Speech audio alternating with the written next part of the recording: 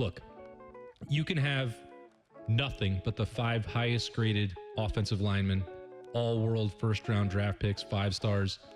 They're not going to win 100 reps in a row against Miami's front or Indiana's front or anybody's front. So, but you're writing a 3 things piece about Ohio State's offensive line, and more specifically, Austin, about what the return of Austin Siereveld means to this Ohio State team, specifically for this offensive line. Now, Austin Siereveld is an interesting case study, right? Because all through spring ball last year and basically into fall camp, we were talking about Austin Siereveld being the starting right tackle for Ohio State. And it was going to be a battle. Really, at that point in time, we're like, all right, Ethan Onyeonwa, he's coming in. He's likely going to be your starting left tackle.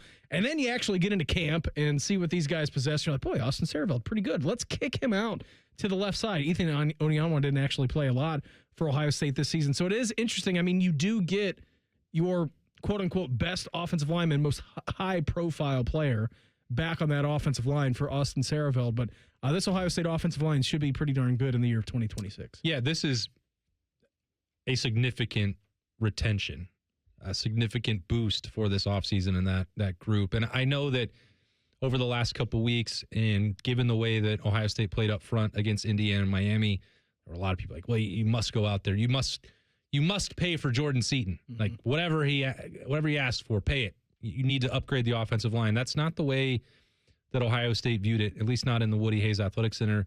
Their evaluations, their confidence in the group that they could come back. The priority was, can you keep Austin Siereveld and Carson Hinsman? And if those things go a different direction, then maybe you have to have different portal combat conversations. But I think for Saravevelt specifically, what you're getting here is multifaceted. He's a captain. Okay, let's not minimize that. Yep. In all of the attrition and transition that you have going on with the roster in the bottom third of it, the culture and the brotherhood is still important. You still have to maintain that. And that still has to come from your veteran players and your leadership group. It can't just be Ryan Day saying, this is what the brotherhood is. Like, can you do that or not? Like, people have to put that in place on the practice field and in the weight room. And I specifically think that is going to be tested as this transfer portal strategy becomes different. Again, how many players did Ohio State lose to the portal? 31. 31 was the number, and you've brought in, I don't even know what the number 16. is. You brought in 16 of them. So when you have that much roster turnover and you talk about this brotherhood and, developed here, like that's going to get tested this offseason when you're starting to churn over the roster, kind of like what they are right now. Yeah, I mean, because the coaching staff and the players have strong relationships, but that is your parent. If you're talking about the brotherhood, the ones that are going through all those workouts that are on the field next to you, those are the players. That has to be a culture that is established by the left tackle and the left guard. Mm-hmm. And that might already exist or does already exist for Luke Montgomery and Austin Siereveld specifically, but there's going to be a new tight end next to Austin Siereveld.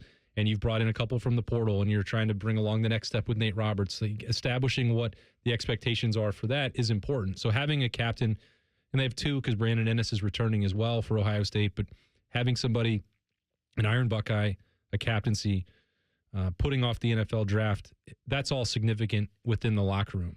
Aside from that, you're getting an experienced player who's played both guard and tackle, so you have versatility with your offensive line. You don't have to move Austin Siereveld, but you can. If he projects as a guard at the next level, and it feels like there's differing opinions about what his ceiling, what his true potential is down the road, that doesn't matter as much to Ohio State or to Tyler Bowen right now because they saw 12 games of really good film at left tackle. Look at Donovan Jackson. Look what he did in his last year at Ohio State. And I understand that Indiana and Miami were the best defensive fronts and the most aggressive fronts that Ohio State faced, and they did not pass protect as well. I don't think that means that you have to throw out the previous 12 games body of work with Austin Siereveld or anybody on that front for what they did and how rock solid they were.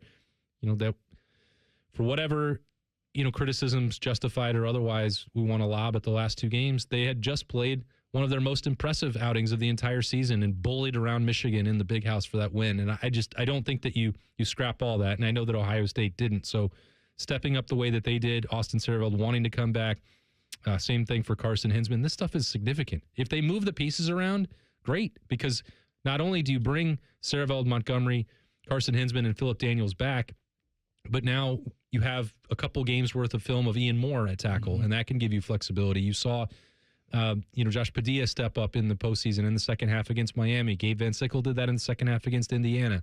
Maybe they weren't ready for that full-time role quite yet, but now you're talking about 7 or 8 guys who can contribute for you because you were able to retain veterans with experience inside your culture, not just on the field, anywhere. And I think that's a huge deal. I also think it's a big deal when you're talking about the quarterback development and Julian Sayin having consistency with his offensive line and knowing the strengths and weaknesses day in, day out, especially going into year number 2, which I think we're all